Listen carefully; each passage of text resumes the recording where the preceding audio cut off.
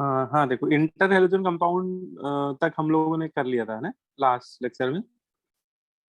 तो ये आपका ठीक है, फिफ्थ लेक्चर है यहाँ से। हाँ, अब इसमें देखिए chemical properties, method of preparation हम लोगों ने कर लिए थे इंटर हेलोजन कंपाउंड के। मेथड ऑफ प्रिपरेशन हम लोगों ने कर लिए थे। अब जो बचे हुए हैं हम लोग को करने हैं केमिकल प्रॉपर्टीज, ठीक है। तो पहले हम लोग क्या करेंगे, केमिकल प्रॉपर्टीज करेंगे, ठीक है। तो इंटर कंपाउंड की जो सबसे मेन केमिकल रिएक्शन है वो उसकी हाइड्रोलिसिस है ना। इंटर हेलोजन कंपाउंड की जो सबसे मेन रिएक्शन होती है वो उसकी हाइड्रोलिसिस रिएक्शन होती है, ठीक है। अब क्या क्या तरीका होता है, कैसे हाइड्रोलिसिस करते हैं। तो अगर आपको कोई इंटर कंपाउंड दिया जा रहा है ना, उसका फॉर्मूला अगर हम लोग ले लें ABN, ठीक है। ABN जनरल फॉर्मूला होता है इंटर कंपाउंड का, और उसकी करा रहे हैं हम लोग हाइड्रोलिसिस, वाटर से रिएक्शन करा रहे हैं। तो इसमें आप क्या करिए, जो इसमें ए एटम है ना, जो ए एटम इसमें जो बल्कि हैलोजन होता है ना, उसके रिस्पेक्ट में आप बनाइए ऑक्सी एसिड, उसके रिस्पेक्ट में आप क्या बना दीजिए, oxy acid with same oxidation number, ठीक है। तो जो बल्कि हैलोजन है वो क्या बना देगा, वो वाटर से रिएक्ट करके सेम ऑक्सीडेशन नंबर का ऑक्सी एसिड का फॉर्मेशन कर देगा, ठीक है। लेकिन जो स्मॉलर एटम है, स्मॉलर हेलोजन है, वो क्या बना देगा, वो अपना हाइड्रा एसिड बना देगा, ठीक है। तो आपको ये ध्यान रखना है कि ABN टाइप का कोई भी इंटर कंपाउंड है, ठीक है, तो जो उसका सेंट्रल एटम है या फिर उसको आप बल्कि हैलोजन भी बोल सकते हो, उसका करेस्पॉन्डिंग ऑक्सी एसिड बन जाएगा विद सेम ऑक्सीडेशन नंबर, ठीक है। सेम ऑक्सीडेशन नंबर वाला ऑक्सी एसिड बनाइएगा। और जो बी हैलोजन है वो अपना क्या बना देगा, हाइड्रा एसिड, ठीक है। हाइड्रा एसिड हम लोग कल पढ़ ही चुके हैं, HX जनरल फॉर्मूला होता है। अगर बी एटम फ्लोरीन है तो उसका हाइड्रा एसिड क्या हो जाएगा, HF हो जाएगा। अगर बी एटम आपका क्लोरीन है तो इसका हाइड्रा एसिड क्या हो जाएगा, HCl हो जाएगा। अगर बी एटम ब्रोमीन है तो हाइड्रा एसिड क्या हो जाएगा, HBr हो जाएगा। और अगर बी एटम आयोडीन है तो हाइड्रा एसिड HI हो जाएगा, ठीक है, क्लियर है। अब जैसे ये रिएक्शंस आप बहुत आसानी से कर सकते हो इन सभी में। जैसे पहली रिएक्शन आपको बोल रहा है ClF प्लस वाटर, ठीक है। तो इसमें जो बल्कि हैलोजन है वो आपका क्लोरीन है, इसको आप A समझ सकते हैं और इसको आप B समझ सकते हैं, ठीक है। तो जो बल्कि हैलोजन है ये अपना क्या बना देगा, ऑक्सी एसिड, ये अपना क्या बना देगा, oxy acid with same oxidation number. तो यहाँ पे हैलोजन की ऑक्सीडेशन नंबर +1 है, तो क्लोरीन का +1 में ऑक्सी एसिड कौन सा होता है, HOCl। HOCl। तो आपका एक प्रोडक्ट बन जाएगा HOCl, और फ्लोरीन अपना हाइड्रा एसिड बना देगा, है ना। और फ्लोरीन का हाइड्रा एसिड सभी को पता ही है ना, HF होता है। तो इसका मतलब दूसरा प्रोडक्ट HF हो जाएगा, ठीक है। तो ये आपका पहला प्रोडक्ट, एक प्रोडक्ट हो गया हाइपोक्लोरस एसिड, और दूसरा प्रोडक्ट आप लोग अपने नोट्स में लिख लीजिए, है ना, ये फिल करते रहिए। सेकेंड हो जाएगा आपका HF हो जाएगा। अब जैसे आपसे कह रहा है ClF3 प्लस वाटर, अब ClF3 में क्लोरीन +3 ऑक्सीडेशन नंबर में है। तो ये अपना जो बनाएगा ऑक्सी एसिड वो +3 ऑक्सीडेशन नंबर के रिस्पेक्ट में बनाएगा, है ना। क्लोरीन का +3 में कौन सा ऑक्सी एसिड होता है, HCl। HClO2 है ना, ठीक है। तो बिल्कुल सही, HClO2 बना दीजिए।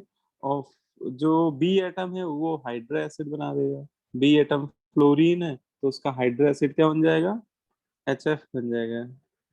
तो बस यही आंसर हो गया, HClO2 प्लस HF, ठीक है। जैसे थर्ड रिएक्शन देख लीजिए, इसमें IF3 प्लस वाटर, है ना, ये आपको ही चलो ये करनी है। ये वाली सारी आप लोग अटेम्प्ट कर लीजिए जल्दी जल्दी, ठीक है। आई फिर मैं जिससे पूछूंगा वो बताएगा। IF3 प्लस वाटर ये लिख डालिए, BrF5 प्लस वाटर ये वाला भी कर लीजिए, IF5 प्लस वाटर ये वाला भी कर लीजिए, अटेम्प्ट कर लीजिए आप लोग।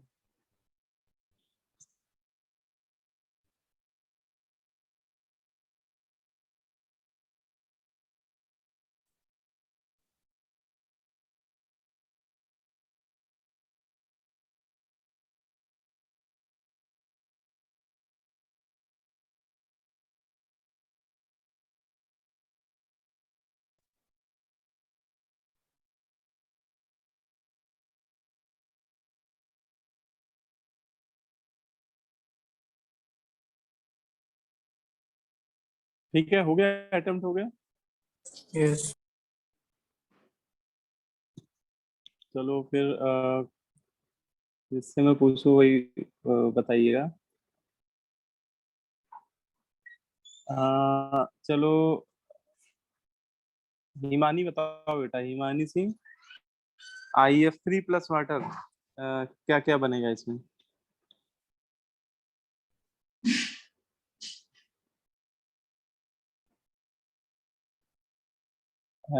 HiO2 plus HF। ठीक है, बहुत बढ़िया। ठीक है, हाइड्रोजन आयोडीन अपना बना देगा ऑक्सी एसिड, और विद सेम ऑक्सीडेशन नंबर का बनेगा, तो +3 से बन जाएगा, वो +3 वाला ही बनाएगा, HiO2। इसको बोलते हैं हम लोग आयोडस एसिड। ठीक है, और प्लस फ्लोरीन अपना हाइड्रो एसिड बना देगा, है ना, बिल्कुल सही करे। और BrF5 प्लस वाटर, ये कौन बताएगा? अस्मित बेटा तुम बता दो, अस्मित वाली है।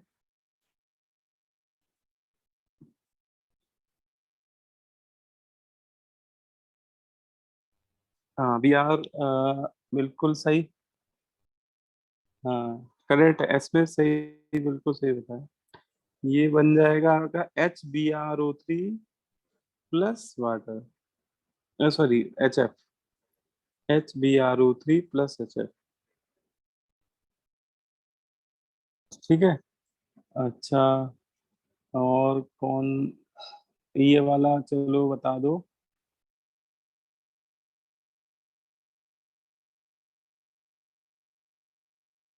क्षितिज तुम बता दो, IF5 plus water.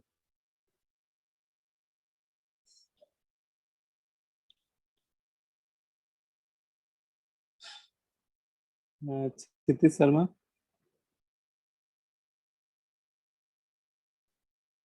Shreyansh Vajpayee ने बता दिया, ठीक है, बहुत बढ़िया।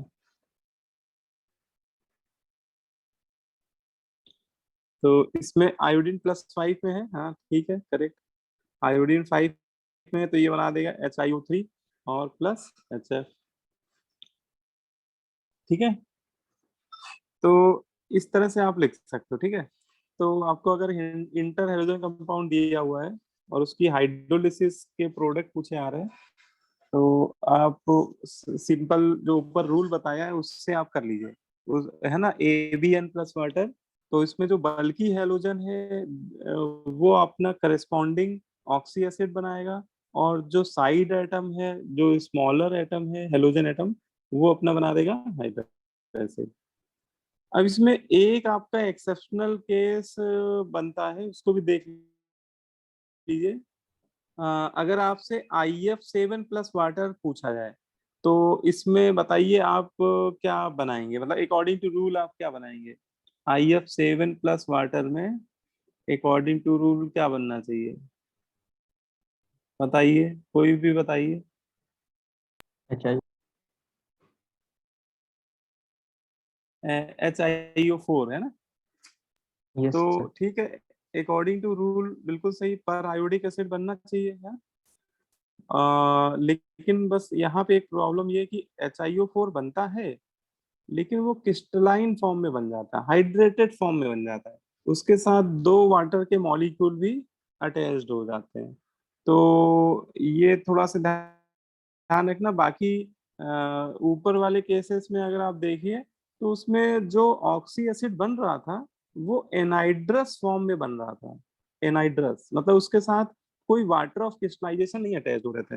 लेकिन IF7 की जब हाइड्रोलिसिस कराते हैं, तो ये बनाता हो तो पर आयोडिक एसिड ही बनाता है, बट ये हाइड्रेटेड पर आयोडिक एसिड का फॉर्मेशन कर देता है।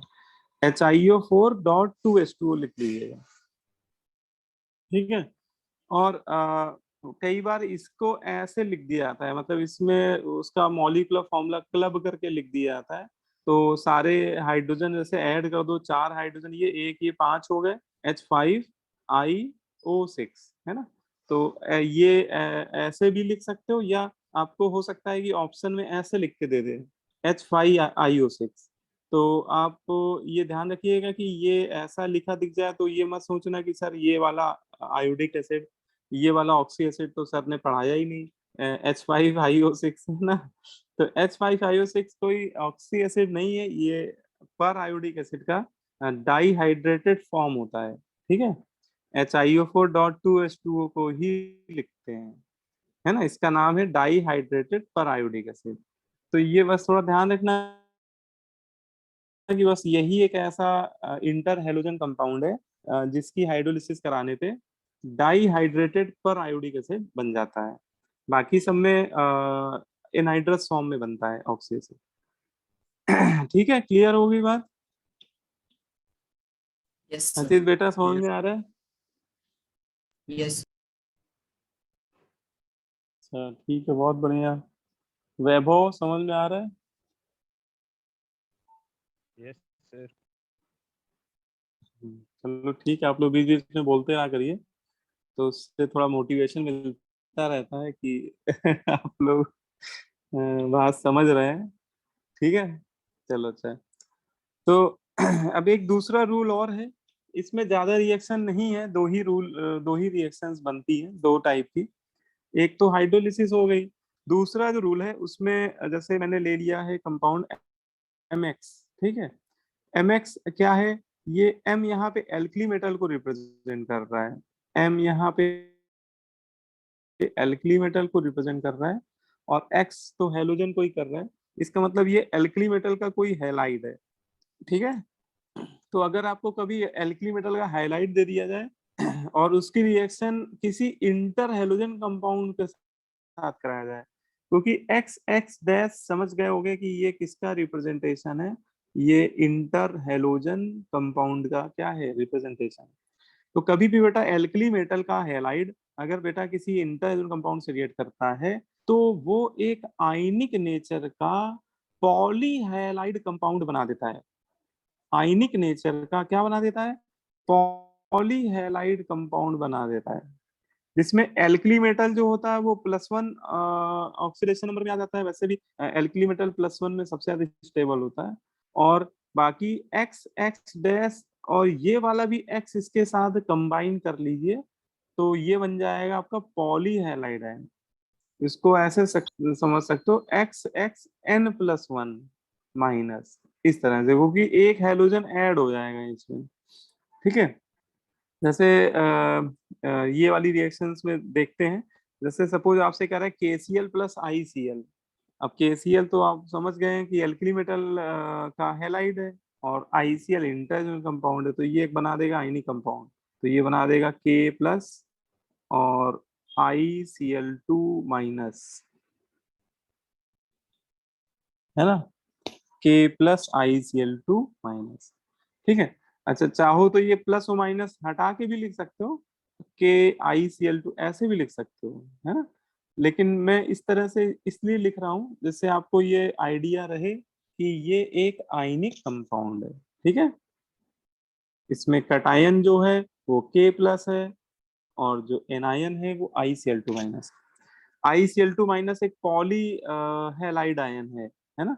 पॉली हैलाइड आयन उन्हें बोलते हैं ऐसे मॉलिक्यूल जिसमें दो से ज्यादा हेलोजन प्रेजेंट हो, those halide ion which contains 2 और मोर हैलाइड आयन, ठीक है।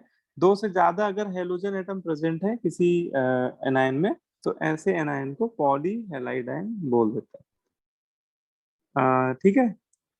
जैसे KF की रिएक्शन BrF5 से करा रहे हैं, तो इसमें क्या बनना चाहिए बताओ भाई? A+B6- हाँ ठीक है, बहुत बढ़िया।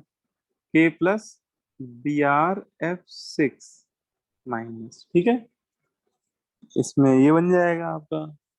और लास्ट में जैसे caesium iodine, caesium iodide plus iodine, ठीक है, सीजियम आयोडाइड प्लस आयोडीन। अच्छा ये आयोडीन यहाँ पे इंटर हेलोजन कंपाउंड ना लेकर यहाँ पे आयोडीन ले लिया गया है, तो ये पॉइंट भी इसमें स्पेसिफिक टाइप का है कि ये प्रॉपर्टी इंटर हेलोजन कंपाउंड तो शो करते ही करते हैं, लेकिन एक हेलोजन ऐसा है जो ये प्रॉपर्टी सिमिलर मैनर में शो करता है, लेकिन वो एक ही हेलोजन है, आयोडीन, ठीक है। तो अगर जैसे ये इस रिएक्शन में आप देखिए सीजियम आयोडाइड की रिएक्शन अगर I2 के साथ करा रहे हैं, तो यहाँ पर भी पॉली आयोडाइड आयन बनता हुआ आपको दिखाई देगा, है ना, सीजियम प्लस और I3 माइनस, ये ट्राई आयोडाइड आयन होता है I3 माइनस, है ना। इसका आप लोगों ने 11th क्लास में हाइब्रिडाइजेशन निकाला होगा, जब पीरियोडिक टेबल पढ़ी होगी। I3 माइनस काफी पॉपुलर एग्जाम्पल होता है। I3 माइनस लीनियर शेप होता है इसका, Yes. ठीक है। I3 माइनस लीनियर होता है। कोई पूछे क्यों लीनियर होता है तो हम लोग बता भी सकते हैं कि इसमें जो ये बीच में सेंटर एटम, ये बीच में जो बैठा हुआ है ना आयोडीन, ये दो तो सिग्मा बॉन्ड बना रहा है बेटा, बाकी इसके पास 3 लोन पेयर भी होते हैं। ऐसे समझ लीजिए कि आयोडीन के पास 7 इलेक्ट्रॉन होते हैं ना, वैलेंस इलेक्ट्रॉन, साथ में 2 शेयर कर लिए उसने लेफ्ट और राइट, बचे कितने, 5 इलेक्ट्रॉन। लेकिन एक इस पे निगेटिव चार्ज आ गया, मतलब 1 इलेक्ट्रॉन एक्स्ट्रा आ गया, 5 प्लस 1 6 इलेक्ट्रॉन हो गए। 6 इलेक्ट्रॉन मतलब इस पे कितने लोन पेयर हो गए, E. इस पे 3 लोन पेयर हो गए, है ना। इस पे 3 लोन पेयर है। तो इस पे अगर आप हाइब्रिडाइजेशन निकालेंगे तो इसके 2 सिग्मा बॉन्ड और 3 लोन पेयर, 2 सिग्मा बॉन्ड और 3 लोन पेयर, सम कितना आएगा, 5। स्टेरिक नंबर 5 मतलब hybridization sp3d with 3 lone pair. और sp, जब भी किसी मॉलिक्यूल में sp3d हाइब्रिडाइजेशन आता है सेंटर एटम पे, और सेंटर एटम के पास 3 लोन पेयर होते हैं, तो उसका शेप कैसा हो जाता है,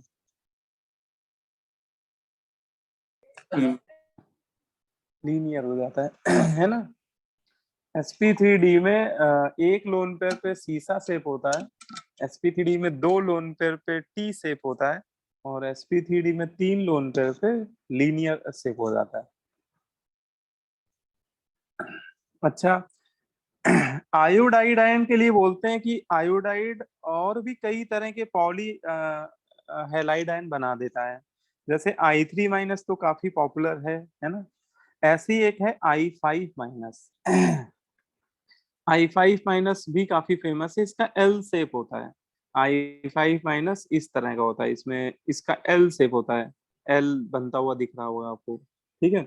ये एंगल नियरली 90 डिग्री होता है, एग्जैक्ट 90 तो नहीं होता है, 87 के आसपास होता है, लेकिन वो लगभग 90 की तरह है, तो उसको एल शेप बोल दिया जाता है।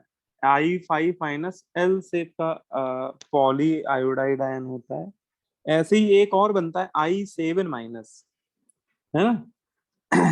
ऐसे ही एक और होता है, क्या बनता है ये, I7 माइनस, ठीक है। तो इसका शेप कैसा होता है, तो इसका शेप कुछ ऐसा होता है, उसको बोलते हैं फोर की तरह, जैसे आप फोर लिखो कभी, वैसे फोर तो कई कुछ लोग ऐसे फोर लिखते हैं, कुछ लोग ऐसे फोर लिखते हैं, तो ये वाला जो फोर है, इस टाइप का शेप आपको देखने को मिलेगा इसका। हाँ, आई आई आई आई आई, ठीक है। कितने हो गए, 1 2 3 4 5, 2 और लगा दो, आई आई आई, है ना। मतलब ऐसे समझ सकते हो, फोर सिमिलर टू, इसको बोल देते हैं फोर टाइप का शेप होता है। तो ये थोड़ा सा फैक्चुअल टाइप के स्टेटमेंट है। अब आपको मतलब कि याद कर लेना, क्योंकि I3 माइनस आपका तो आप निकाल लोगे, लेकिन इनका ये एक्सपेरिमेंटल बॉन्ड एंगल देख के बताया जाता है इनका से, ठीक है। इसमें कोई हाइब्रिडेशन की थ्योरी नहीं चलती है। तो आप ऐसे समझ सकते हो कि 3 आयोडीन से ज्यादा जब आयोडीन आएंगे ना, तो उसका शेप ऐसे इसको समझ सकते हो कि जैसे 3 आयोडीन हमेशा लीनियरली जुड़ेंगे, लेकिन चौथा उससे 90 डिग्री पे जुड़ने लगता है, ठीक है। जैसे इसी में देखो, 3 आयोडीन लीनियरली जुड़े थे, लेकिन चौथा उससे आयोडीन 90 डिग्री पे नियरली जुड़ने लगता है। अब फिर 3 आयोडीन देखो लीनियरली जुड़े, अब चौथा जुड़ेगा तो 90 डिग्री पे, ठीक है। ऐसे ही आप आई, एक ये भी बनता है I9 माइनस, 9 आयोडीन तक जुड़ जाते हैं आपस में, ठीक है। तो अगर आपसे पूछा जाए, प्रेडिक्ट करने को बोला जाए, बताइए I9 माइनस का शेप कैसा होगा,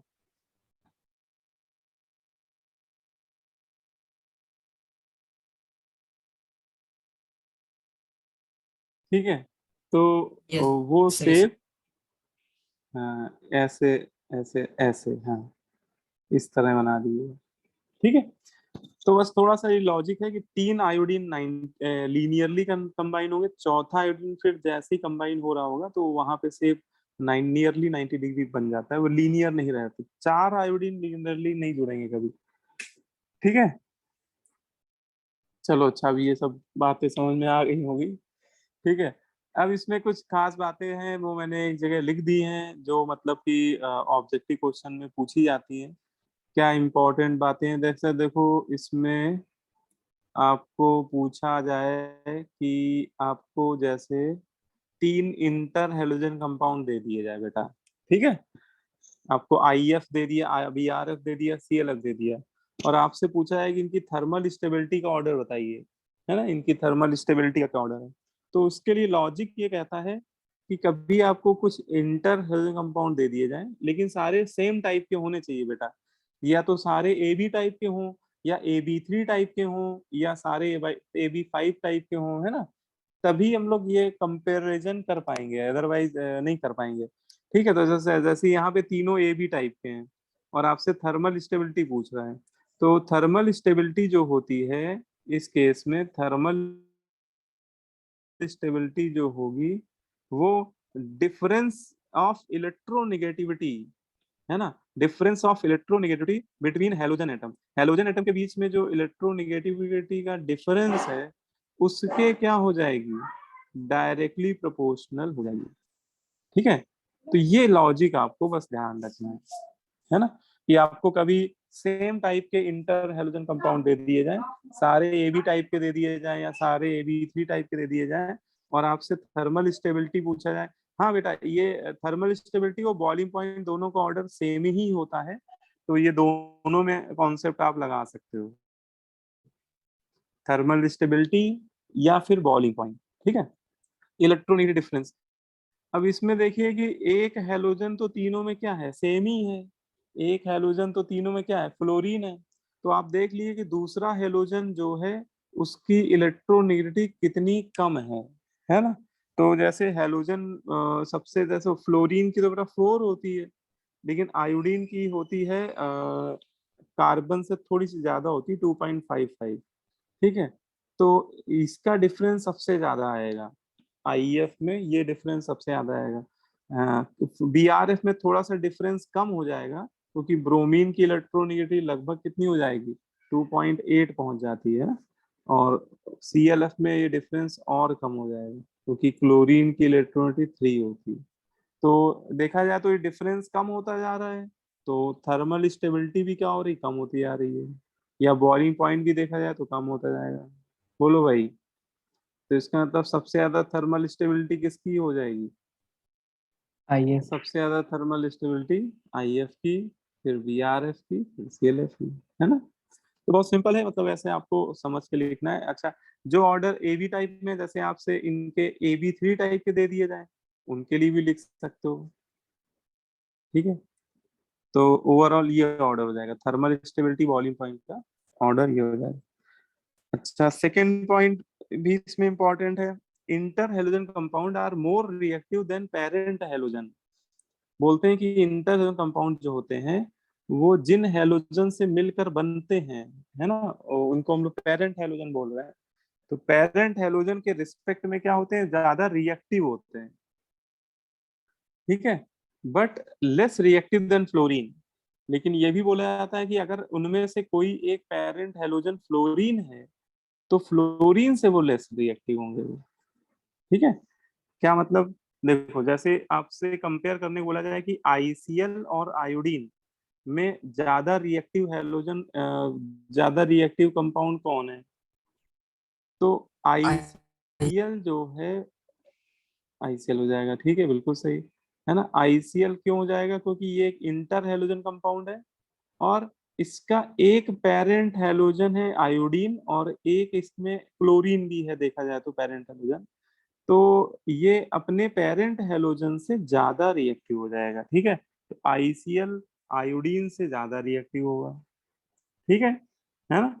या फिर आपको जैसे मान लो क्लोरीन भी दे दिया गया ऑप्शन में, क्या है, पूछा है कि उसमें भी बताओ, तो आईसीएल आयोडीन से तो ज्यादा रिएक्टिव है ही है, क्लोरीन से भी ज्यादा रिएक्टिव होगा, है ना, क्योंकि क्लोरीन भी इसमें क्या है, पेरेंट हेलोजन। लेकिन क्लोरीन और आयोडीन में कोई पूछे तो ये तो दोनों हेलोजन है, और हेलोजन में हम लोग पढ़ ही चुके हैं, जितना छोटे साइज का हेलोजन होगा तो ज्यादा रिएक्टिव होगा। तो क्लोरीन आयोडीन में क्लोरीन होगा। अगर इन तीनों में रिलेटिव ऑर्डर बोले रिएक्टिविटी का, तो वो ऑर्डर ऐसा बनेगा, आईसीएल सबसे ज्यादा रिएक्टिव हो जाएगा, फिर पेरेंट हेलोजन में क्लोरीन, और फिर आयोडीन। बोलो भाई, ये बात समझ में आ रही है? yes,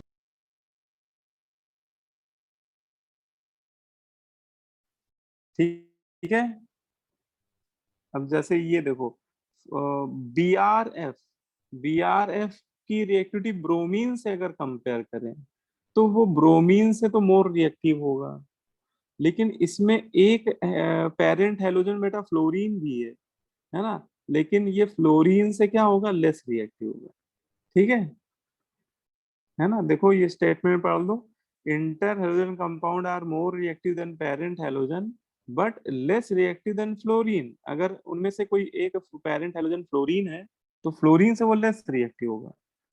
इसका मतलब बीआरएफ ब्रोमीन से तो ज्यादा रिएक्टिव है बेटा। यहाँ पे ये ग्रेटर वाले साइन आप लोग लगा लीजिएगा। तो ब्रोमीन, बीआरएफ ब्रोमीन से तो ज्यादा रिएक्टिव है, लेकिन फ्लोरीन से लेस रिएक्टिव होगा, है ना। ऐसे ही सीएलएफ के लिए बोल सकते हैं, सीएलएफ क्लोरीन से तो ज्यादा रिएक्टिव है, लेकिन फ्लोरीन से लेस रिएक्टिव हो जाएगा। ठीक है।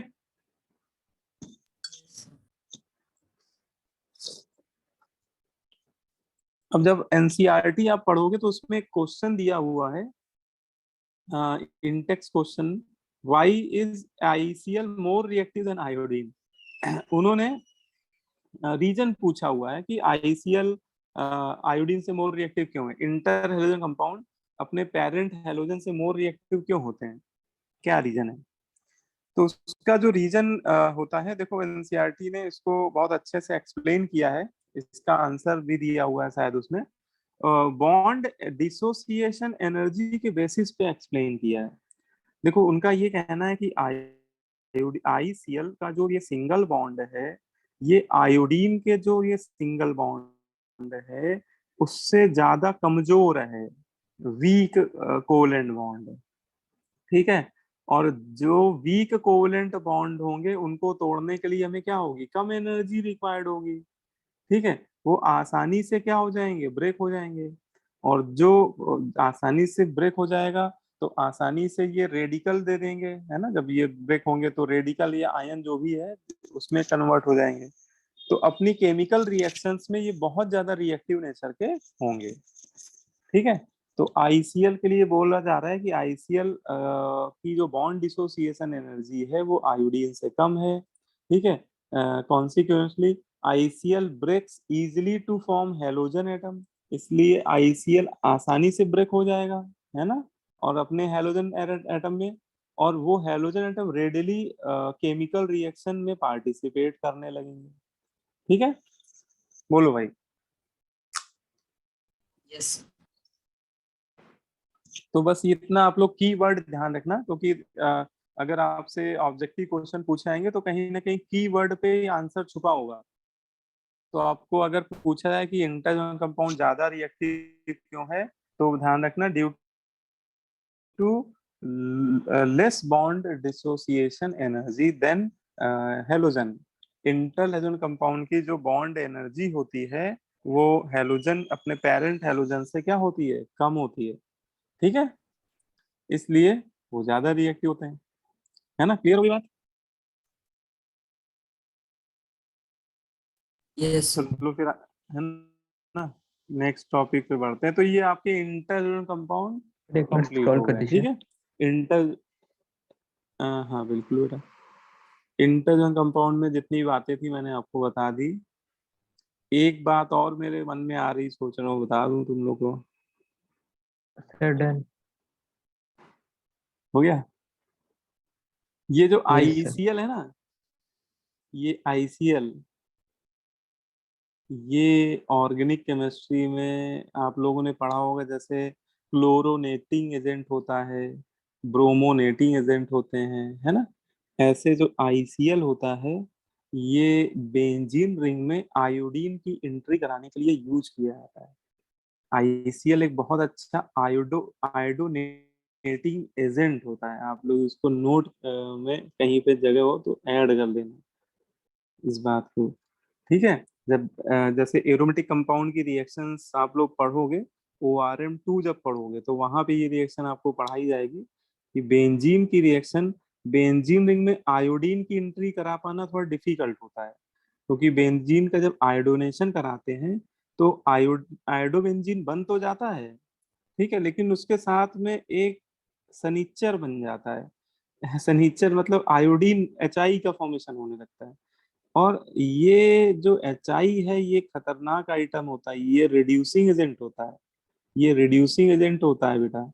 और ये क्या करने लगता है, ये आयोडोबेंजीन को रिड्यूस करने लगता है, जिससे यील्ड बहुत पुअर हो जाती है। लगभग 20 से 30% के आसपास हमें यील्ड मिल पाती है ना। तो बोलते हैं कि बेंजीन का डायरेक्ट आयोडोनेशन कराना उतना अच्छा नहीं माना जाता है, सूटेबल नहीं होता है, ठीक है। हाँ, लेकिन अगर आप चाहते हो कि आयोडीन के थ्रू ही बनाना चाहें तो उसके लिए फिर आपको क्या करना पड़ेगा, आयोडिक एसिड की प्रेजेंस में कराना पड़ेगा ये रिएक्शन, ठीक है। अगर आपको आयोडीन के रिस्पेक्ट में कराना है तो आपको क्या लेना पड़ेगा, एक आयोडिक एसिड डालना पड़ेगा। आयोडिक एसिड क्यों डालते हैं कि ये अच्छा ऑक्सीडाइजिंग एजेंट होता है, और ये बनने वाले जो ये HI बन रहा है ना रिड्यूसिंग एजेंट, इसको कंज्यूम करता रहता है, ठीक है। आयोडिक एसिड HI को कंज्यूम करता रहता है, जैसे ही थोड़ा सा बनता है उसके साथ रिएक्ट करके वो I2O वाटर बना देता है ना। बोलो भाई, ये बात समझ में आई, है ना। Yes, sir. तो इस आयोडिक एसिड की प्रेजेंस में कराने पे थोड़ा सा यील्ड बढ़ जाती है, लेकिन बहुत तब भी अच्छी यील्ड नहीं मिलती है, 60% 65% ही मिल पाती है। इसका एक सब्स्टिट्यूट मेथड ये बोला जाता है कि अगर आपको आयोडोबेंजीन बनाना है और अप्रोक्सीमेट 95%, 90 to 95% तक यील्ड चाहिए आपको, अगर रिक्वायर्ड है तो आप आयोडीन के साथ मत कराइए, उसके इंटर हेलोजन कंपाउंड के साथ ICL3 के साथ कराइए। ICL3 और इसके साथ कोई हेलोजन कैरियर ले लीजिए जैसे FeCl3। तो FeCl3 Cl को तो पोलराइज करा ले जाएगा, है ना, मोर इलेक्ट्रोनेगेटिव हेलोजन को तो ये लेके भाग जाएगा, एक इंटरमीडिएट बना देगा FeCl4-, और इससे इन क्या बनने लगेंगे, इलेक्ट्रोफाइल जनरेट होने लगेंगे, I+ बनने लगेंगे, है ना। और बेंजीन न्यूक्लियोफिलिक रिंग है, वो ताबड़तोड़ अटैक करने लगेगी किस पे, I+ पे, और क्या बनने लगेगा, आयोडोबेंजीन बनने लगेगा, ठीक है। आई बात समझ में, Yes, sir. ठीक है। तो ये बस एक मेरे मन में आई बात, तुमने का बता देते हैं। वैसे तो ऑर्गेनिक में पढ़ी ही होगी ये रिएक्शन, ORM2 में पढ़ाई जाती है। ICL एक आयोडोनेटिंग एजेंट होता है, बहुत अच्छा आयोडोनेटिंग एजेंट होता है एरोमेटिक कंपाउंड के रिस्पेक्ट में। चलो अच्छा, वापस हम लोग आते हैं इनऑर्गेनिक केमिस्ट्री में। सूडो हेलोजेंस क्या होते हैं, सूडो हेलोजन जो होते हैं उनका नाम ही है सूडो हेलोजन, मतलब ये हेलोजन की तरह दिखते हैं, इनकी कुछ प्रॉपर्टीज हेलोजन की तरह से मैच करती हैं, लेकिन ये हेलोजन होते नहीं है, ठीक है। ऐसे आयन को सूडो हेलोजेंस बोलते हैं, ठीक है। तो देख लो क्या है इसके बारे में। ए सूडो, सूडो मतलब फॉल्स होता है ना, ए सूडो हेलोजन की क्या डिफिनेशन लिखी हुई है, a few ions are known consisting two or more atoms of which at least one nitrogen atom। कुछ नेचर में ऐसे आयन पाए जाते हैं, ऐसे आयन नोन हैं जिनमें दो या दो से ज्यादा एटम होते हैं, लेकिन उनमें एक एटम नाइट्रोजन जरूर होता है। और इन आयन की खास बात क्या होती है, they show similar properties to halide ion. ये आयन हैलाइड आयन की सिमिलर प्रॉपर्टीज शो करते हैं, मतलब इनकी जो केमिकल रिएक्शंस देखी जाती हैं वो जैसे हैलाइड आयन रिएक्ट करते हैं अपनी रिएक्शनों में, वैसे ही ये आयन भी रिएक्शन देते हैं, है ना। और इनके इस सिमिलरिटी के बिहाफ पे इनको हम लोग सूडो हैलाइड आयन के नाम से पुकारते हैं, ठीक है। तो सूडो हैलाइड आयन कुछ ऐसे आयन होते हैं जिनकी केमिकल रिएक्शंस हैलाइड आयन के सिमिलर होती हैं, लेकिन वास्तविकता में ये हैलोजन, उनमें हैलोजन नाम का कोई एटम होता नहीं है। फ्लोरीन, क्लोरीन, ब्रोमीन, आयोडीन में कोई नहीं होता है ना। लेकिन उनमें एक पहचान होती है, उनमें कम से कम एक नाइट्रोजन जरूर होता है ना। तो ऐसे आयन को हम लोग क्या नाम दे देते हैं? Pseudo halide ion. Pseudo halide ion में जैसे साइनाइड आयन आता है, Cn minus ion. Cyanide ion की बहुत सारी प्रॉपर्टीज हैलाइड आयन से मैच करती है। ठीक है, जैसे एक बहुत सिमिलर प्रॉपर्टी बताते हैं कि जितने भी हैलाइड आयन होते हैं, जैसे फ्लोराइड हो, क्लोराइड हो, ये सब डाइमराइज होने की टेंडेंसी शो करते हैं। जैसे दो फ्लोराइड मिलके क्या बनाते हैं? F2। क्लोराइड आयन मिलके क्या बना देते हैं? Cl2। ऐसे ही साइनाइड आयन भी डाइमराइज होकर क्या बना देता है? Cn2, है ना, Cn2। और ये एक बहुत जहरीली गैस होती है, बहुत पॉइजनस गैस होती है। इसको साइनोजन गैस बोलते हैं। ठीक है, Cn2 एक बहुत हाईली पॉइजनस गैस है। ऐसे ही इसी के तरह एक और होता है, ये SCN माइनस आयन। इसको थायोसाइनाइड आयन बोलते हैं। और ये भी बेटा सूडो हैलाइड की कैटेगरी में आता है। इसमें भी देखो एक नाइट्रोजन एटम है। अच्छा, इनमें सब में एक खास बात है कि सब में एक एटम नाइट्रोजन जरूर है ना। यही इनकी एक खास बात है, और सब पे नेट चार्ज -1 का है। ऐसे आप पहचान सकते हो उनको। ठीक है, SCN माइनस थायोसाइनाइड है। और ये भी डाइमराइज होके एक गैस बनाता है, थायोसाइनोजन, SCN होल ट्वाइस। ठीक है, ऐसे साइनेट आयन होता है। साइनेट आयन भी सूडो हैलाइड आयन होता है। सेलिनोसाइनेट आयन भी काफी फेमस है। ठीक है, और एजाइड आयन का नाम तो आपने सुना ही होगा। ठीक है, ये सभी आयन आप ध्यान रखिएगा। अगर कहीं किसी ऑब्जेक्टिव क्वेश्चन में लिखा हो which of the following ion are pseudo halide ion, और बेटा इनमें से कोई भी लिखा हो तो आंख बंद करके टिक मार देना। ठीक है, ये सभी सूडो हैलाइड आयन हैं। ठीक है। अच्छा, इनकी कौन सी प्रॉपर्टीज है जो कोई अगर आपसे पूछे कि इनकी कोई दो प्रॉपर्टी बताइए जो हैलोजन से सिमिलर है, राइट एनी टू प्रॉपर्टीज, तो इनकी मेन जो दो प्रॉपर्टी है वो मैंने लिखी हुई है। इनकी एक प्रॉपर्टी बोलते हैं कि ये सभी सूडो हैलाइड डाइमराइज हो जाते हैं, सिमिलर टू हैलाइड आयन। ठीक है, जैसे हैलाइड आयन डाइमराइज होकर हैलोजन्स का फॉर्मेशन कर देते हैं, ऐसे सूडो हैलाइड आयन भी सूडो हैलोजन का फॉर्मेशन कर देते हैं। ठीक है, तो ये सभी डाइमराइज हो जाते हैं बहुत आसानी से। Dimer of pseudo halide ion are called pseudo halogen, और ये बहुत आसानी से डाइमराइज हो भी जाते हैं। ठीक है, एक तो प्रॉपर्टी ये हो गई। दूसरी बोलते हैं कि जैसे जितने भी हैलाइड आयन होते हैं ये अच्छे लीगेंड्स होते हैं। आप लोग कोऑर्डिनेशन कॉम्प्लेक्स, कोऑर्डिनेशन कंपाउंड पढ़ भी चुके हो, तो आपने देखा होगा हैलाइड आयन क्या होते हैं? अच्छे लीगेंड होते हैं। ठीक है, और बोलते हैं कि जो मेटल हैलाइड आयन के साथ बनाता है कॉम्प्लेक्स, वो मेटल इन सूडो हैलाइड के साथ भी सिमिलर टाइप के कॉम्प्लेक्स बनाता है।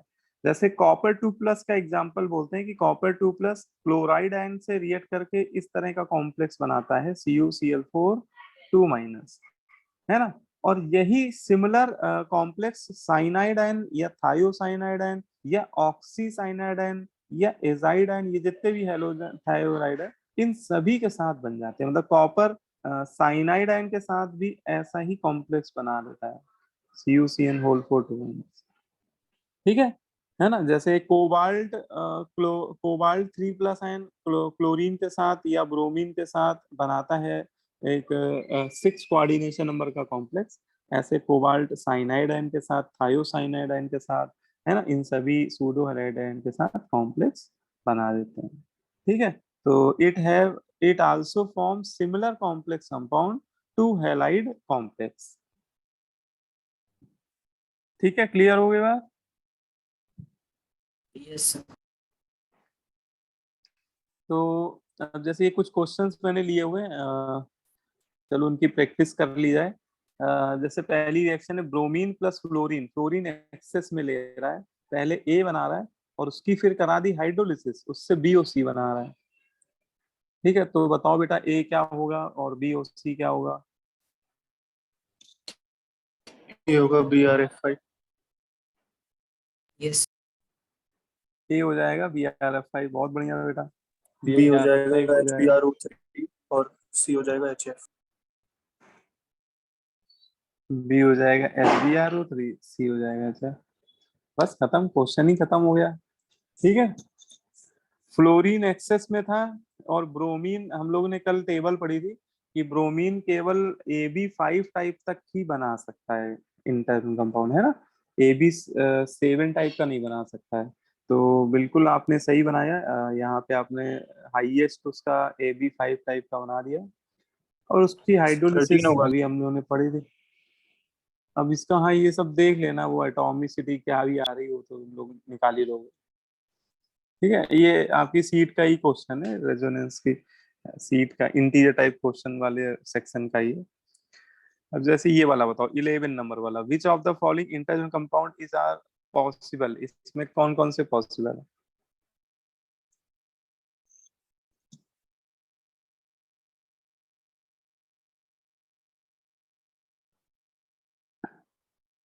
ClF3 पॉसिबल है?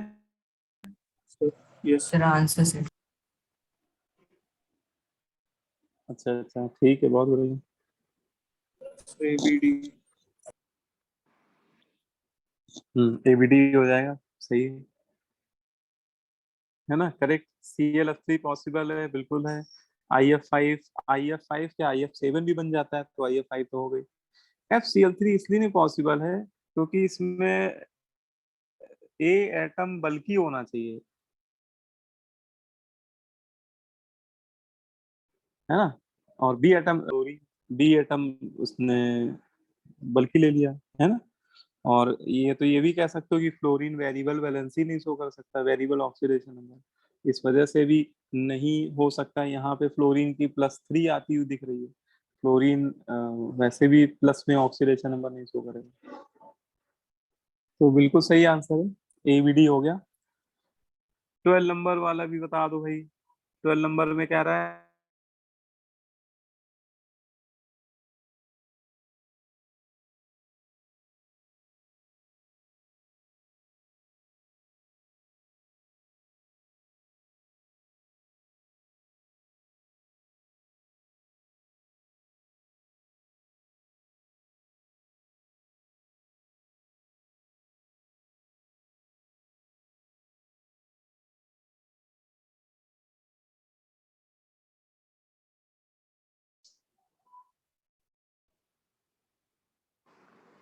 सेकंड वाला भी सही है ना। IF7 की हाइड्रोलिसिस से IH5IO6 बनेगा और HF बनेगा। ठीक है, ये वो एक्सेप्शनल वाला केस है। यस। H5IO6 आपका एक्चुअली पर आयोडिक एसिड का डाईहाइड्रेट है। तीसरा है interhalogen compound are diamagnetic in nature, तो ये बिल्कुल सही कह रहा है, जितने भी Yes sir. इंटरजोन कंपाउंड है सब सारे के सारे डायमेटिक होते हैं, है ना, क्योंकि सबके पास पेयर्ड इलेक्ट्रॉन होता है। पेयर्ड। और लास्ट डी भी वाला सही कट है। गया है, थोड़ा सा IF7 समझ, एस पेंटागोनल बाइपिरामिड। हाँ थोड़ा थोड़ा समझ में आ रहा है। IF7 है पेंटागोनल यस बाईपिरामिडल। सर। हाँ तो सही कह रहा है, IF7 पेंटागोनल बाईपिरामिडल होता है ना। तो इसमें कितने सही हो गए, चारों सही हो गए क्या? इसमें तो ऑल आर करेक्ट है भाई, है ना, MCQ होगा ये क्वेश्चन। ठीक है, ये वाला देख लो, जेई मेन में देखो आया हुआ, जेई मेन 2014 ऑनलाइन। इसमें कह रहा है कौन सा करेक्टली मैच नहीं है, नॉट करेक्टली मैच, है ना। IF7 पेंटागोनल बाई पिरामिडल होता है, हाँ होता है, क्योंकि हाइब्रिडाइजेशन sp3d3 आता है, लोन पेयर एक भी नहीं होते हैं इस पे। BRF5 ट्राइगोनल बाई पिरामिडल कह रहा है, बताओ ये सही है? इसमें हाइब्रिडेशन आप जब निकालोगे तो ब्रोमीन के पास 7 इलेक्ट्रॉन में 5 शेयर हो गए सिग्मा बॉन्ड, और एक लोन पेयर 6 sp3d2, यस और एक लोन पेयर बच रहा है। sp3d2 वन लोन पेयर में सेप होती है स्क्वायर स्क्वायर पिरामिड। पिरामिडल, है ना। और ये कह रहा है ट्राइगोनल पिरामिडल, अरे गड़बड़ कह रहा है भाई, है ना। BRF3T सेप होता है। ये तो याद ही रखना, AB3 टाइप के जितने भी इंटर कंपाउंड होते हैं सब T सेप होते हैं। ठीक है, करेक्ट। ICl3 प्लेनर डाइमरिक, ये Yes, भी sir. सही है, ये कल हम लोगों ने पढ़ा था कि ICl3 डाइमराइज हो जाता है, Yes. I2Cl6 बना देता है ना, तो वो प्लेनर होता है, और इसका डाइमरिक फॉर्म प्लेनर होता है, वो ये कहना चाह रहा है। तो सही, ये वाली बात तो सही, एक ही गलत है, ये सिंगल चॉइस होगा, इसमें एक ही गलत है, BRF5 वाला। ठीक है, Yes. तो देखो ये कह रहा है इसमें कौन सा सूडो हैलाइड आयन नहीं B. है, बताओ B option. पहचानो। हाँ, बी ऑप्शन हो जाएगा। तो पहली बात, सूडो हैलाइड की एक ही पहचान होती है कि नाइट्रोजन, कम से कम एक एटम नाइट्रोजन होना चाहिए और ओवरऑल -1 का चार्ज होना चाहिए, है ना। तो इसमें नाइट्रोजन है, -1 का चार्ज है, तो ये तो होगा। इसमें नाइट्रोजन है, -1 का चार्ज है, इसमें तो सारे ही नाइट्रोजन -1 का चार्ज, ये एजाइड आयन लिख दिया उसने, तो यही है, इसमें नाइट्रोजन नहीं है। ये वाला भी देख लो, ABC. Which of the following behaves ये एज ए होगा। सूडो हैलाइड, है ना। इसमें पूछा है ना, behaves like a pseudo halogen compound, वो आयन की बात नहीं कर रहा है, सूडो हैलोजन कंपाउंड की बात A कर रहा है, होगा. तो Yes, sir. A ए हो जाएगा। हाँ, सूडो हैलाइड एंड डाइमराइज होके जो कंपाउंड बनाते हैं, है ना, उसकी बात कर रहा है वो, सूडो हैलोजन कंपाउंड की बात कर रहा है, तो वो साइनोजन हो जाएगा। सी एन दो बात लिख दिया, वो CN होल्ड ट्वाइस है। ये वाला भी देख ही डालो, इसको भी कर ही लो। Which of the following statement is correct. पहला कह रहा है all interhalogen compound are gas at room temperature, सारे इंटरजन कंपाउंड गैस होते हैं रूम टेम्परेचर पे।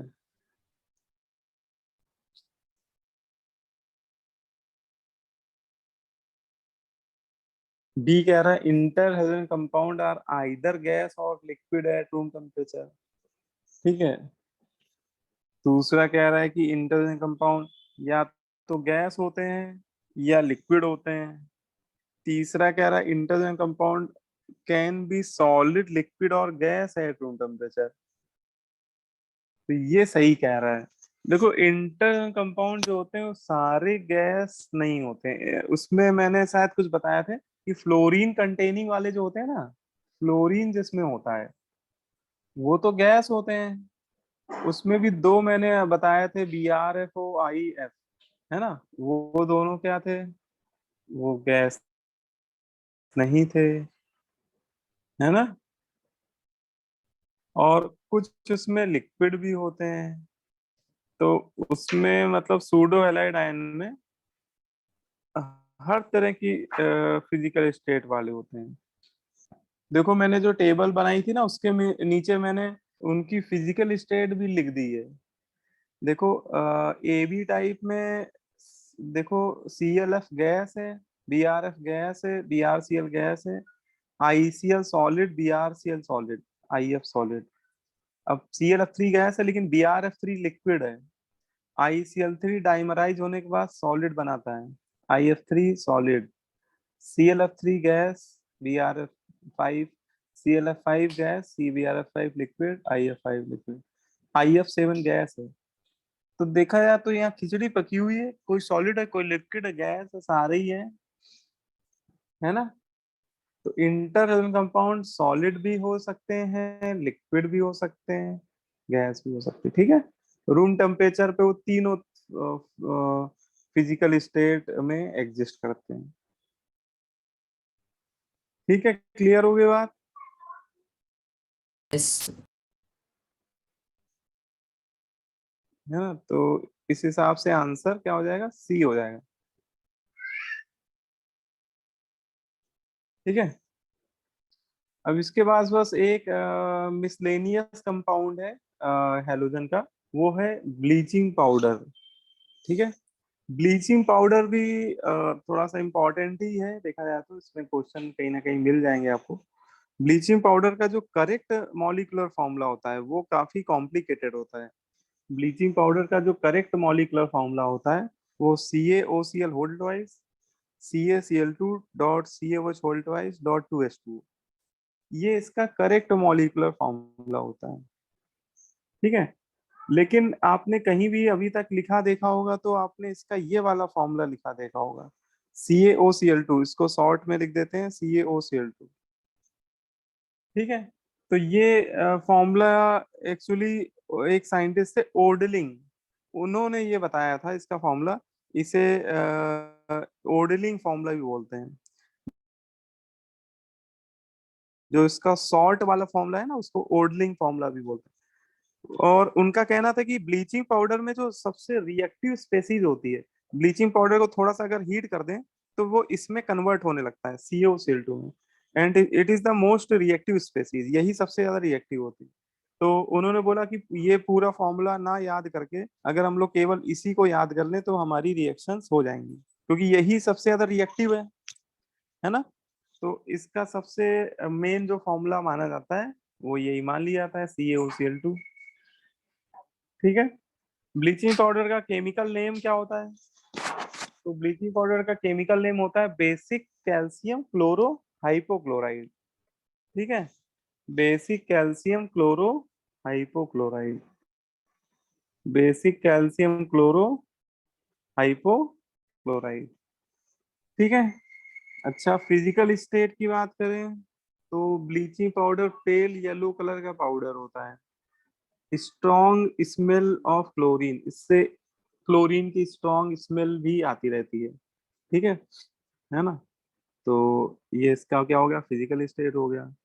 सॉल्युबिलिटी की बात करें तो ब्लीचिंग पाउडर वाटर में क्या होता है, सॉल्युबल होता है, but never form clear solution due to presence of impurities. Water में सॉल्युबल तो होता है लेकिन वाटर में डिसॉल्व करने पे कभी क्लियर सॉल्यूशन नहीं बनाता है, ये थोड़ा सा ओपेक टाइप का सॉल्यूशन बनता है ना। क्योंकि ब्लीचिंग पाउडर के जो सोर्सेस हैं वो उसमें जो ब्लीचिंग पाउडर मिलता है उसके साथ कुछ इम्प्योरिटीज भी मिलती हैं, मतलब प्योर ब्लीचिंग पाउडर नहीं मिलता है हम लोग को। तो ब्लीचिंग पाउडर का जो पानी के अंदर जो सॉल्यूशन मिलता है वो क्लियर नहीं मिलता है, वो ओपेक होता है, ट्रांसपेरेंट नहीं होता है वो। ठीक है। अच्छा, ब्लीचिंग पाउडर में खास बात है ऑटो ऑक्सीडेशन होने की।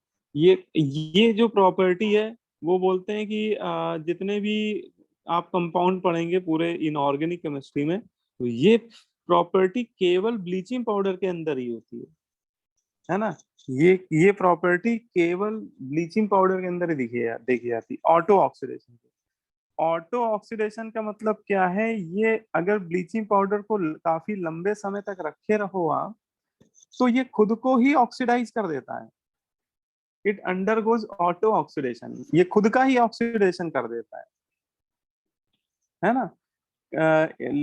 लॉन्ग टाइम तक इसको रखने पर इसका खुद का, इसके मॉलिक्यूल अपने ही मॉलिक्यूल का क्या करने लगते हैं, ऑक्सीडेशन करने लगते हैं। तो इस तरह के ऑक्सीडेशन को ऑटो ऑक्सीडेशन कहते हैं। ये टिपिकल बिहेवियर होता है और ये बहुत ही रेयरेस्ट कंडीशंस में देखा जाता है। और जो हमारे सिलेबस में कंपाउंड है इनऑर्गेनिक केमिस्ट्री में, उनमें केवल ब्लीचिंग पाउडर ही एक ऐसा है जिसका ऑटो ऑक्सीडेशन हो जाता है। अच्छा, कभी पूछा जाए कि इसका ऑटो ऑक्सीडेशन होने से बनता क्या है, तो ब्लीचिंग पाउडर का ऑटो ऑक्सीडेशन से होने से कैल्शियम क्लोरेट बनता है और प्लस कैल्शियम क्लोराइड में कन्वर्ट हो जाता है। ठीक है, बोलो भाई। Yes. अच्छा, इसके मेथड ऑफ प्रिपरेशन की बात करें तो इसका एक ही मेथड ऑफ प्रिपरेशन है ना। इसका एक ही सिंगल मेथड ऑफ प्रिपरेशन होता है। इसको हम लोग स्लैग्ड लाइम से बनाते हैं। स्लैग लाइम क्या होता है? Slag lime cold concentrate solution of calcium hydroxide को बोलते हैं। Cold concentrate solution of calcium hydroxide को स्लैग्ड लाइम बोला जाता है। तो अगर आप लोग कैल्शियम हाइड्रोक्साइड का कोल्ड कंसंट्रेटेड सॉल्यूशन ले लीजिए और उसमें क्लोरीन गैस पास करा दीजिए, उसमें क्लोरीन गैस क्या कराइए, पास कराने लगी। तो जैसे आप क्लोरीन गैस पास कराएंगे तो उसमें ब्लीचिंग पाउडर वाइट कलर के पाउडर के फॉर्म में वो अपीयर होने लगेगा सॉल्यूशन में। ठीक है, और ये फॉर्मूला लिख दिया गया, ये इसका वही सिंपलेस्ट फॉर्मूला लिख दिया गया, CaOCl2 या CaClOCl। ठीक है। अच्छा, इसको ऐसे लिखने से एक चीज ये क्लियर हो जाती है कि इसमें एक क्लोरीन कैल्शियम से डायरेक्टली बॉन्डेड है और दूसरा क्लोरीन कैल्शियम से नहीं बॉन्डेड है, दूसरा क्लोरीन ऑक्सीजन से बॉन्डेड है ना। अच्छा, इसकी केमिकल प्रॉपर्टीज में देखा जाए तो ब्लीचिंग पाउडर एक माइल्ड ऑक्सीडाइजिंग एजेंट है। बहुत अच्छा नहीं है, ठीक ठाक है, मॉडरेट टाइप का ऑक्सीडाइजिंग एजेंट होता है ब्लीचिंग पाउडर। और ब्लीचिंग पाउडर जब किसी को ऑक्सीडाइज करता है तो बेटा खुद ये रिड्यूस हो जाता है, ये CaCl2 में जाता है और नेसेंट ऑक्सीजन लिबरेट करता है। और वो नेसेंट ऑक्सीजन सामने वाले को ऑक्सीडाइज कर देता है। मेन उसका, कोई आपसे अगर पूछे कि ब्लीचिंग पाउडर का जो ऑक्सीडाइजिंग नेचर है वो किसकी वजह से आता है, तो वो आता है नेसेंट ऑक्सीजन की वजह से। ब्लीचिंग पाउडर का जो ऑक्सीडाइजिंग एक्शन है उसका मेन रीजन है नेसेंट ऑक्सीजन।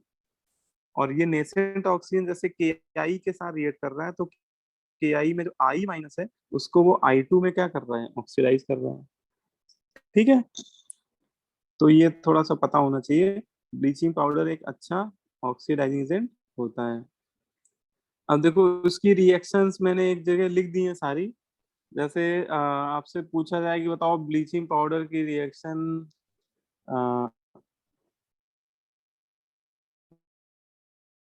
अगर आपसे डिफरेंट डिफरेंट कंपाउंड से पूछी जाए कि ब्लीचिंग पाउडर की रिएक्शन आपसे H2S से करानी है, तो ब्लीचिंग पाउडर के अंदर ऑक्सीडाइजिंग एक्शन है, ये आपको ध्यान रखना है। तो H2S को, अगर H2S में सल्फर -2 में बैठा हुआ है तो ये सल्फर को ऑक्सीडाइज कर देगा। ठीक है, और सल्फर ऑक्सीडाइज होके किस में जाएगा, तो सल्फर ऑक्सीडाइज होके सल्फर में ही जाएगा, है ना। सल्फर ऑक्सीडाइज होके किसमें जाएगा, सल्फाइड आयन ऑक्सीडाइज होके सल्फर में जाएगा। ठीक है, और बाई प्रोडक्ट में CaCl2 बन जाएगा प्लस पानी बन जाएगा। क्योंकि ब्लीचिंग पाउडर जब किसी को भी ऑक्सीडाइज करेगा तो वो खुद किस में कन्वर्ट हो जाएगा, वो खुद कन्वर्ट हो जाएगा CaCl2 में। ठीक है, अब जैसे ब्लीचिंग पाउडर फेरस सल्फेट के साथ अगर रिएक्ट करेगा तो फेरस सल्फेट में आयरन ही एक ऐसा एलिमेंट है जो ऑक्सीडाइज हो सकता है ना।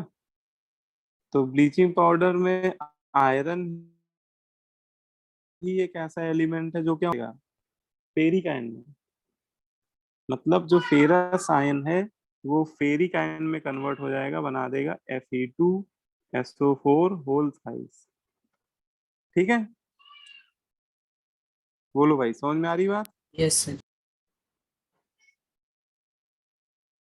कोई भी बच्चा इसको बात नहीं समझ में आ रही बताइए, कोई क्वेश्चन डाउट आ रहा हो मन में।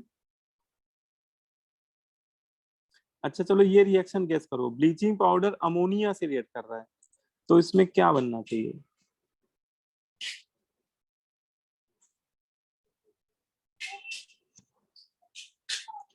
अमोनिया में कौन सा एलिमेंट है ऐसा है जो ऑक्सीडाइज हो सकता है।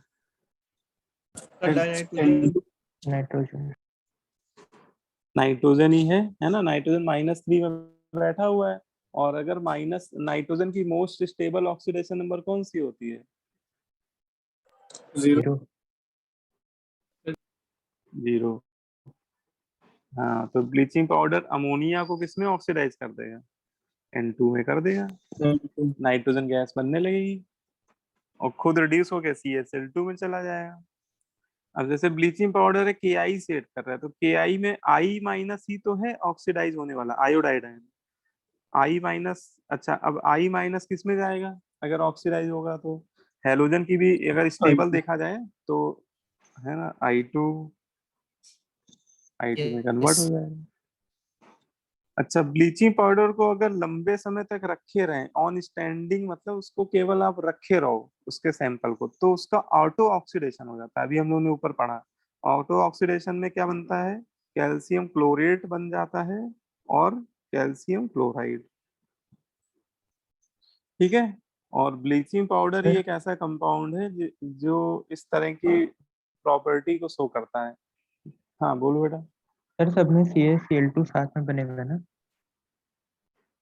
हाँ, ये जितनी भी रिएक्शंस हम लोग पढ़ रहे हैं उसमें CaCl2 सभी में बनेगा, वो मैं लिख नहीं रहा हूँ, आप उसको ऐसे लिख लीजिएगा कि अंडरस्टूड है, जैसे पहले वाले में लिख दिया मैंने, बाकी वाले में भी आप लिख लीजिएगा CaCl2, मतलब वो अंडरस्टूड है, सब में ही बनेगा। ठीक है, CaCl2 बाई प्रोडक्ट के फॉर्म में सब में बनेगा।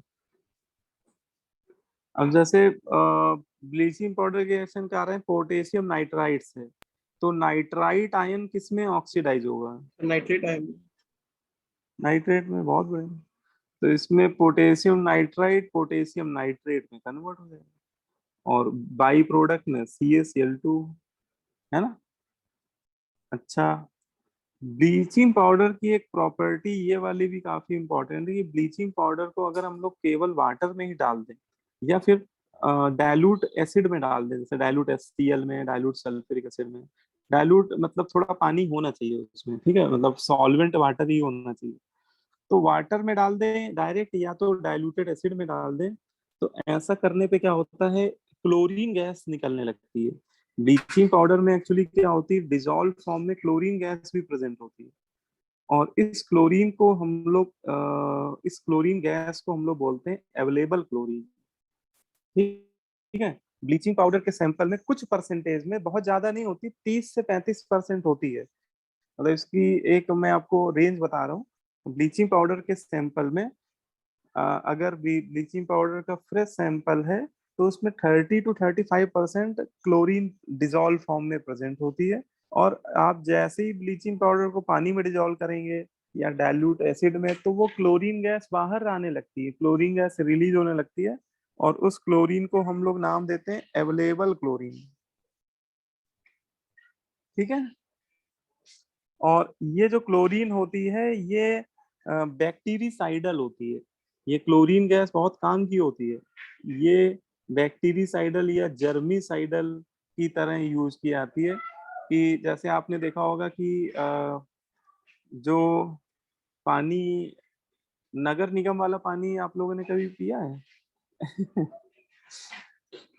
नगर निगम वाले मतलब जो सप्लाई वाला पानी होता है, ठीक है, सप्लाई वाला जो पानी होता है जो गवर्नमेंट सप्लाई करता है नगर निगम वाले, टंकी का पानी जो होता है, तो उसमें बरसात के टाइम आपने देखा होगा कि अजीब सी स्मेल आती है थोड़ी सी, है ना, थोड़ा सा उसका टेस्ट भी खराब होता है, यस कड़वा सर। हो जाता है। हाँ, तो वो एक्चुअली क्या होता है वो पानी कड़वा थोड़ा हो जाता है, टेस्ट खराब हो जाता है, लेकिन पानी अच्छा होता है, मतलब वो एक्चुअली इसमें ब्लीचिंग पाउडर डिजोल्व करके देते हैं, वो क्लोरीन का टेस्ट आने लगता है उसमें, क्योंकि बरसात के टाइम आप लोग देखते हैं कि बहुत सारी बीमारियां, बहुत सारी वायरस, वह बहुत सारे बैक्टीरिया डेवलप होने लगते हैं, एटमॉस्फेयर में भी डेवलप होने लगते हैं, है ना। जैसे डेंगू वेंगू फैल रहा है, तो वो सब देखा जाए तो कहीं ना कहीं छोटे छोटे चीजों से मिलके बड़ी चीजें बनती है। तो होता क्या है कि क्लोरीन जब डिजोल्व कर देते हैं, या ब्लीचिंग पाउडर, डायरेक्ट क्लोरीन तो डिजोल्व कर पाना मुश्किल होता है, क्योंकि नगर निगम की टंकियां देखी होंगी बहुत ऊपर होती हैं हाइट में। अब इतनी ऊपर हाइट में जाके कोई क्लोरीन तो डिजोल्व करने जाएगा नहीं, क्लोरीन तो गैस होती है। तो होता क्या है कि वो लोग ब्लीचिंग पाउडर डाल देते हैं उसमें, है ना, बोरा बोरा भर डाल देते हैं ब्लीचिंग पाउडर, और ब्लीचिंग पाउडर पानी में डिजोल्व होते हैं, इसमें क्लोरीन निकलने लगती है, और वो क्लोरीन जर्मीसाइडल होती है, ये क्लोरीन जो होती है बैक्टीरियासाइडल होती है। तो अगर उसमें कुछ बैक्टीरिया डेवलप हो रहे होते हैं ना, तो उनको किल कर देती है, तो वो पानी हेल्थ के लिए अच्छा होता है। ठीक है, टेस्ट उसका खराब हो जाता है थोड़ा। ब्लीचिंग पाउडर को अगर एथेनॉल में मिला दिया जाए, ब्लीचिंग पाउडर को अगर एथेनॉल में मिला दे बेटा, है ना, तो ये बहुत फेमस ऑर्गेनिक रिएक्शन होती है, इसको हेलोफॉर्म रिएक्शन बोलते हैं, और हेलोफॉर्म रिएक्शन के थ्रू हमें क्लोरल। क्लोरोफॉर्म का फॉर्मेशन होता हुआ। हाँ, पहले क्लोरल बनेगा, बिल्कुल सही कह रहे हो।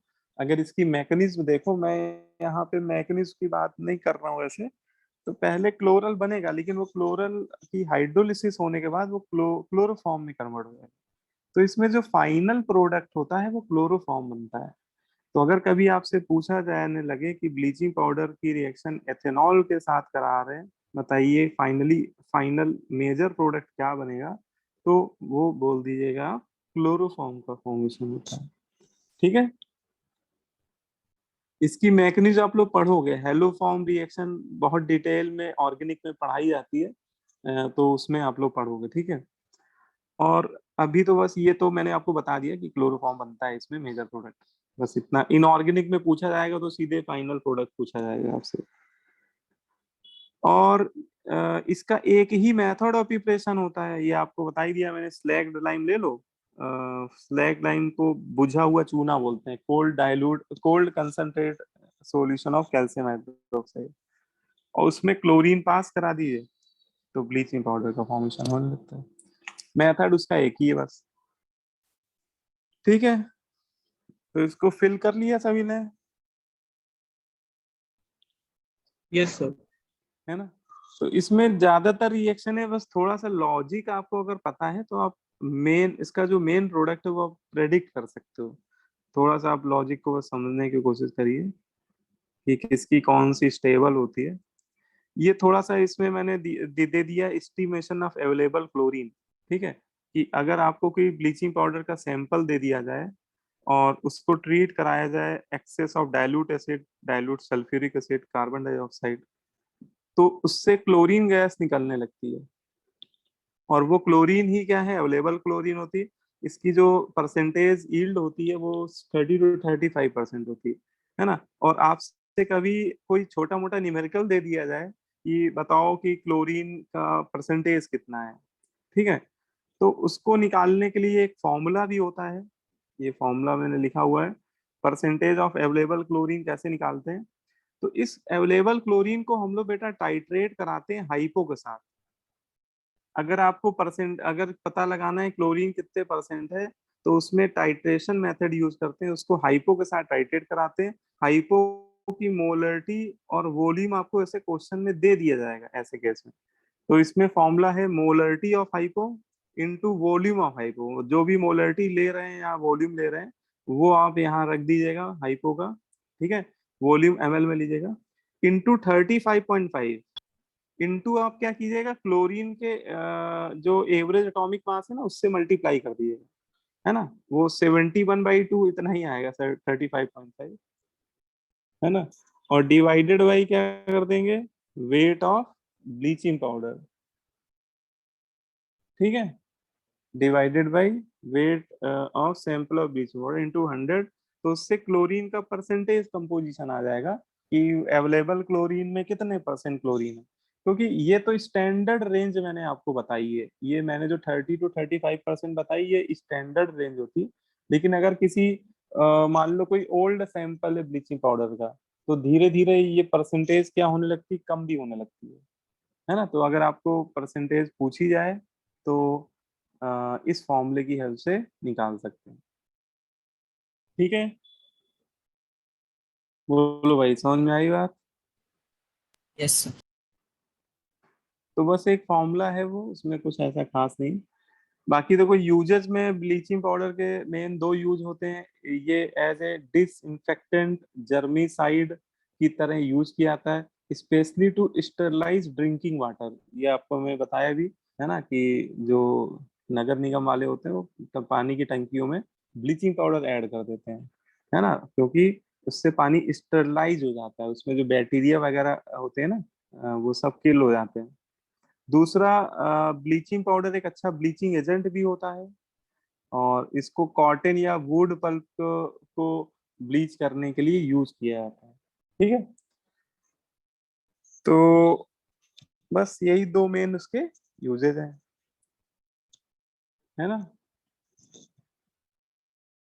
तो ये आपका कंप्लीट हो गया हेलोजन फैमिली, यहाँ से कंप्लीट हो गया आपका। इसके बाद नोबेल गैस मैंने आपको पहले ही पढ़ा दिया था। हाँ देखो, एक बच्चे ने पूछा है सर क्लोरीन तो हार्मफुल होता है, बिल्कुल सही बात है। क्लोरीन का परसेंटेज देखो, क्लोरीन कितने परसेंट में आप ले रहे हो उस पर डिपेंड करता है। 50% से ज्यादा क्लोरीन को आपके बॉडी के लिए या हमारे स्टमक के लिए डेंजरस होता है, ठीक है। लेकिन 50% से कम तो ये बैक्टीरिसाइडल होता है ना। आप ऐसे समझो कि हमारे स्टमक में भी HCl है, जो हमारा जो हम लोग खाना पीना खाते हैं, है ना, दिन में एक बार लंच करते हैं, एक बार डिनर करते हैं, तो उसके डाइजेशन में सबसे बड़ा रोल है HCl का। हमारे स्टमक में HCl ऑलरेडी प्रेजेंट है, ठीक है। लेकिन वही बात है कि उसका परसेंटेज क्या होता है, वो 50% से कम होता है, तो वो डाइजेशन में हेल्प करता है। लेकिन कभी आपने देखा होगा कि ज्यादा वैसी एसिडिक चीजें खा लो तो एसिडिटी हो जाती है ना। एसिडिक चीजें ज्यादा खाने पे HCl का परसेंटेज बढ़ने लगता है, एसिडिटी होने लगती है। तो ज्यादा एसिडिटी होना भी डेंजरस होता है, उससे अल्सर वगैरह होने के चांसेस रहते हैं, है ना। अभी अब बायो एक चैप्टर है ऑर्गेनिक का, last chapter chemistry in everyday life, उसमें आप लोग पढ़िएगा, है ना, कि एसिडिटी एसिडिटी को कम करने के लिए हम लोग एक जो मेडिसिन होती हैं उनको लेते हैं, क्या बोलते हैं उनको, किसी को पता है? Current acid. एंटासिड्स, हाँ। तो एंटासिड्स पढ़िएगा आप लोग, बड़ा मजेदार है।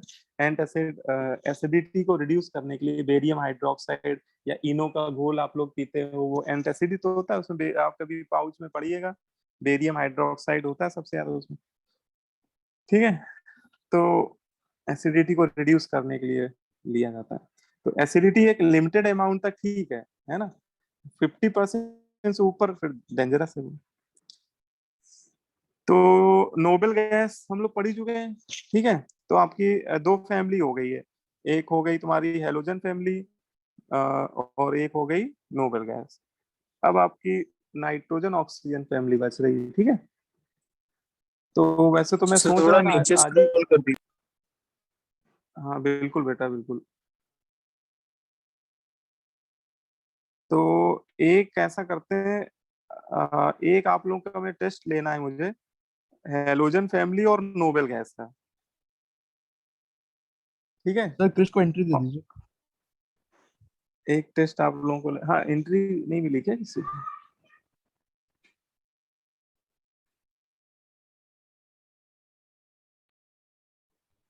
क्रिस को एंट्री की क्या जरूरत? तो नोबेल गैस और हेलोजन फैमिली का एक टेस्ट ले लेते हैं, ठीक है, संडे को दे लेते हैं। तो कम से कम, क्योंकि इनऑर्गेनिक का चैप्टर ये क्या है ना, ये थोड़ा रिवीजन मांगते हैं, है ना। एक बार आपने पढ़ लिया, लेकिन एक बार पढ़ने से पूरा आपके माइंड में 100% वो मेमोरी में नहीं बैठता है।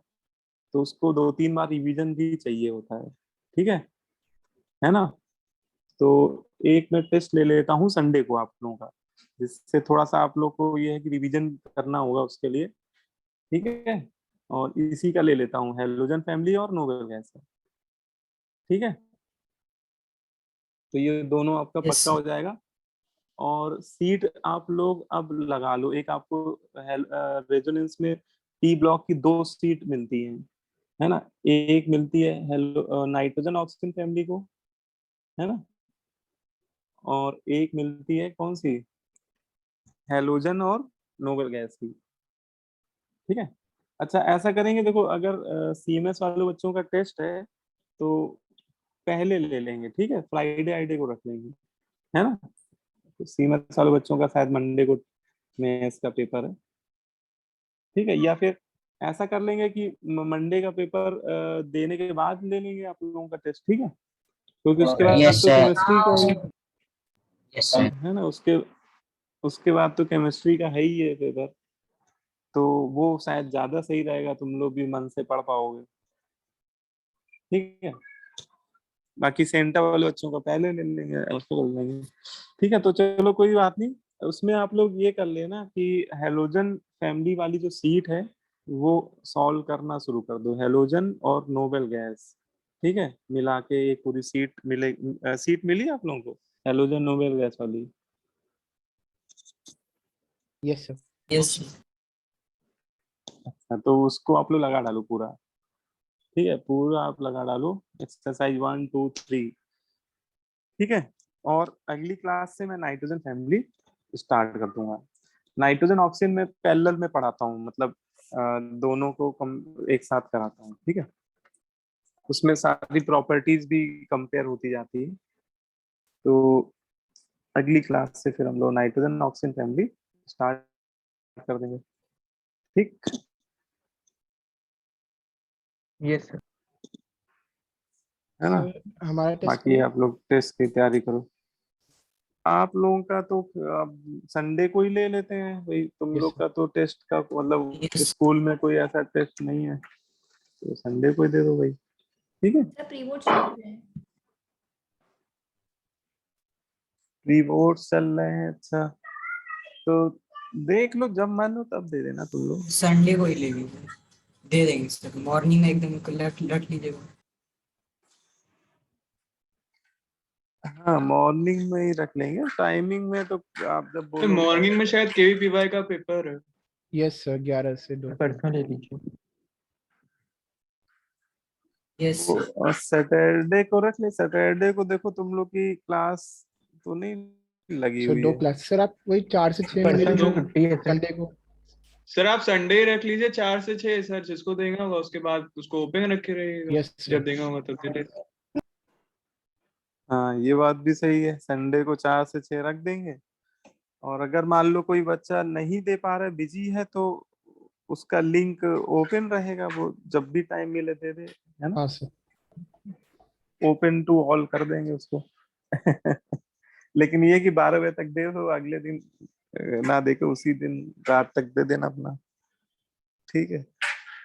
चलो मतलब मेन चीज क्या है ना, इनऑर्गेनिक थोड़ा रिवीजन मांग के, इस बहाने तुम लोग का थोड़ा रिवीजन हो जाएगा, तुम लोग है ना, रिवाइज कर डालोगे। क्योंकि इन चैप्टरों में क्या है कि थोड़ी भी ढिलाई अगर बढ़ती, पी ब्लॉक डी ब्लॉक में, कि अगर आपने सोचा कि हमने पढ़ लिया, हमें आ गया, और आपने 2-3 हफ्ते बिल्कुल कुछ पढ़ा ही नहीं पी ब्लॉक डी ब्लॉक में कुछ, तो फिर आपकी पोजीशन वैसी हो जाएगी जब जैसा आपने नहीं पढ़ा था। वो जो सिचुएशन थी कि आपको लगेगा कि आधी हमें आधी बातें तो भूल गए, क्या पढ़ा था नहीं पढ़ा था।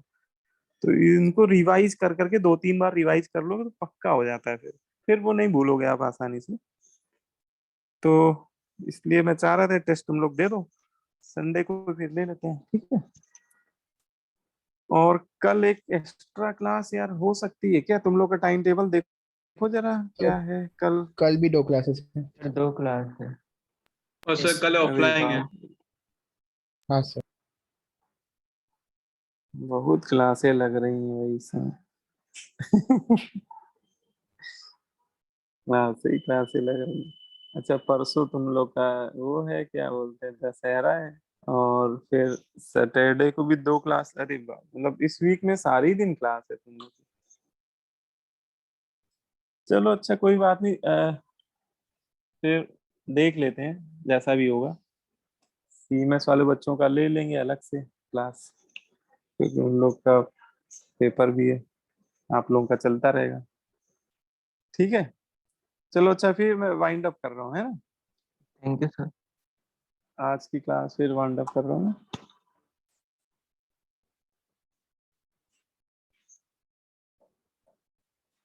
Thank you. ओके।